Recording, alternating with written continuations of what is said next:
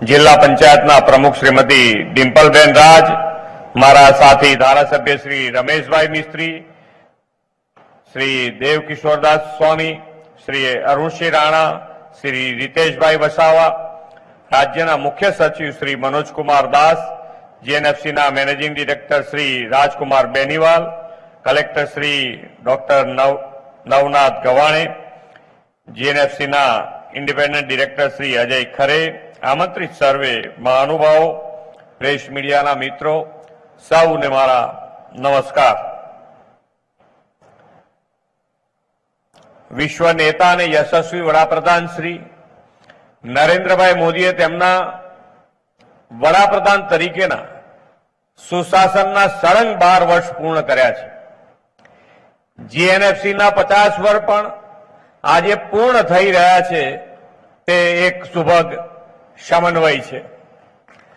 આદરણીય વડાપ્રધાન શ્રીએ મહત્વપૂર્ણ સિદ્ધિ માટે આપ સૌ વતી હું એમને ખૂબ ખૂબ અભિનંદન પાઠવું છું. તેમના નેતૃત્વમાં 12 વર્ષમાં ભારત વિશ્વની ત્રીજી મોટી આર્થિક વ્યવસ્થા બનવા તરફ તેજ ગતિથી આગળ વધ્યું છે. આ વિકાસ યાત્રામાં દેશના પીએસયુનો પણ મહત્વનો ફાળો રહ્યો છે. વડાપ્રધાનશ્રીએ પીએસયુને વધુ કાર્યક્ષમ, પારદર્શક અને સ્પર્ધાત્મક સાથે પ્રોફેશનલ એપ્રોચથી પ્રોફિટેબલ બનાવ્યા છે. શ્રી મોદી સાહેબે પીએસયુના કર્મચારીઓ ભરોસો મૂક્યો અને તેમની સરકારી ગેરેડમાંથી બહાર લાવીને ઇનોવેટિવ પ્રોજેક્ટ્સ માટે પ્રોત્સાહન આપ્યું. જીએનએફસી પણ આવું જ એક પીએસયુ છે.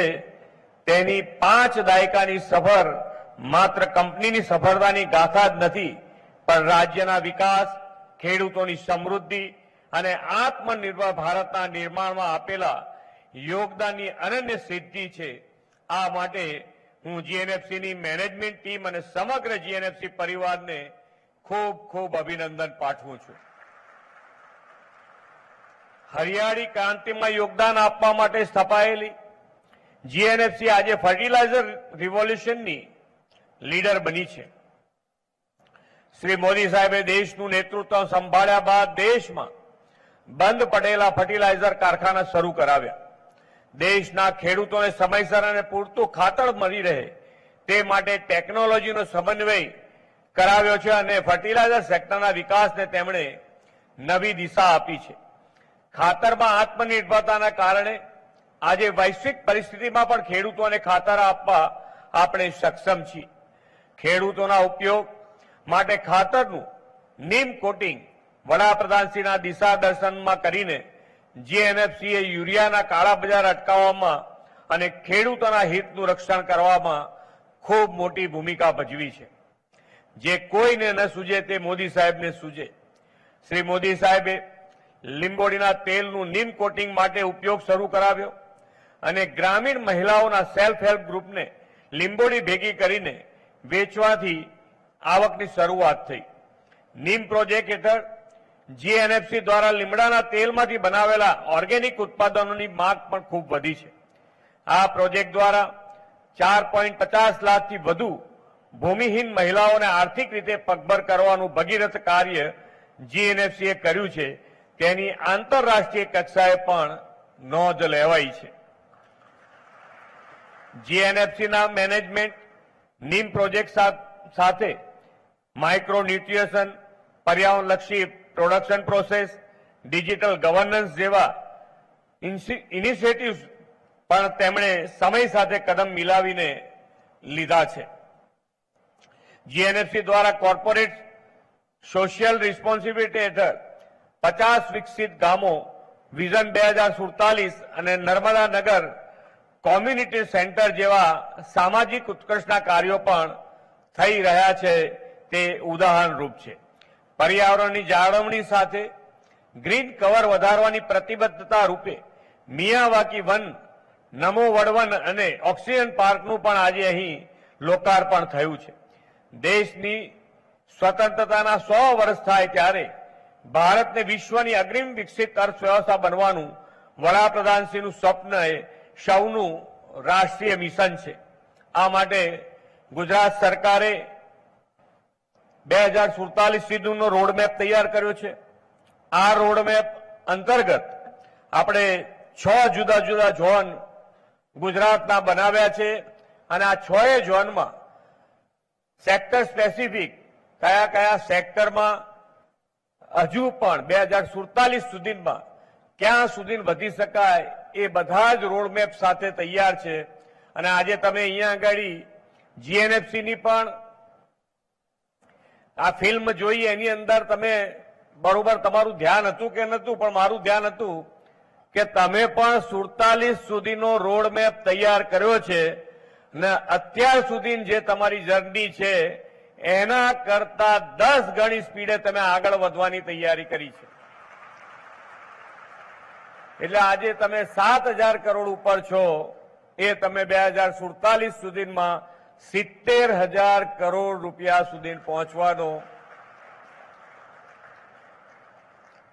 મેં ચેરમેનશ્રીને પૂછ્યું કે મેં કીધું આ પહોંચવામાં તકલીફ નહીં પડે ને? મને એમણે એવું કીધું કે અહીંયા સામે બેઠેલો આખો પરિવાર છે અને એ પરિવાર એકદમ પરિવાર ભાવનાથી આ કંપની પોતાની સમજીને સમર્પણ ભાવથી આ કામ થઈ રહ્યું છે. એટલે ક્યાંય અજુગતું લાગતું નથી, પહોંચી વળાશે, કદાચ આનાથી વધારે આગળ પણ વધી શકાય. એટલે તમે બધાએ જે રીતે જીએનએફસી અત્યાર સુધી આગળ વધારી છે, હજુ મજબૂતાઈથી જે માનનીય વડાપ્રધાનશ્રી જે વિકસિત ભારતનો સંકલ્પ છે એ વિકસિત ભારત માટે વિકસિત ગુજરાત તૈયાર છે અને વિકસિત ગુજરાત માટે જીએનએફસી તૈયાર છે. આવો આપણે સૌ સાથે મળીને આગળ વધીએ. એ જ અભ્યર્થના સાથે વિરમું છું. ભારત માતા કી જય, વંદે માતરમ, જય જય ગરવી ગુજરાત.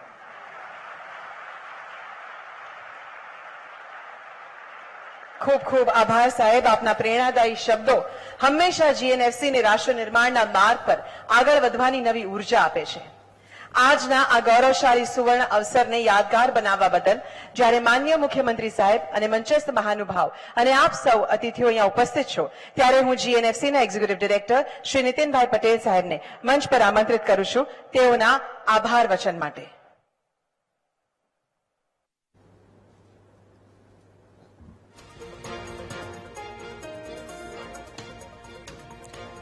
જીએનએફસીના સ્થાપનાના 50 વર્ષ પૂર્ણ થયા છે અને એ ઉપક્રમે અત્યારે આયોજન કરવામાં આવ્યું છે. ત્યારે મુખ્યમંત્રીની ઉપસ્થિતિમાં આ ઉજવણી કરવામાં આવી. સુવર્ણ જયંતિ મહોત્સવ એ ઉજવાયો.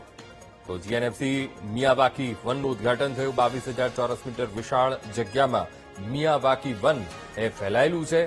પર્યાવરણીય ક્રાંતિ તરફ આ મોટું પગલું માનવામાં આવી રહ્યું છે. તો જીએનએફસીના 50 વર્ષ પૂર્ણ થતા સુવર્ણ જયંતિ મહોત્સવ અને મુખ્યમંત્રી ભૂપેન્દ્ર પટેલની ઉપસ્થિતિમાં આ કાર્યક્રમનું આયોજન કરવામાં આવ્યું છે. જીએનએફસીની સ્થાપના 1976માં ભરૂચમાં એ કરવામાં આવી હતી અને ખેડૂતોને ખાતર ઉપલબ્ધ કરાવવામાં જીએનએફસીનું ખૂબ મોટું યોગદાન રહ્યું છે. જીએનએફસીએ હજારો લોકોને રોજગારી પણ પૂરી પાડી છે. સાથોસાથ જીએનએફસીમાં મિયાવાકી વનનું પણ મુખ્યમંત્રીએ ઉદઘાટન કર્યું છે. તો અહીંયા પર્યાવરણનો પણ સંદેશ આપવામાં આવ્યો. 22,000 ચોરસ મીટર વિશાળ જગ્યામાં વન ફેલાયેલું છે અને લગભગ આ વનમાં 1.01 લાખ વૃક્ષોનો ઉછેર કરવામાં આવ્યો છે. તો જીએનએફસીની કૃષિ અને રોજગારી ક્ષેત્રે પણ મહત્વનું યોગદાન રહ્યું છે. ત્યારે આજે સુવર્ણ જયંતિ એ આયોજન અને આ મહોત્સવમાં મુખ્યમંત્રી ખાસ ઉપસ્થિત રહ્યા.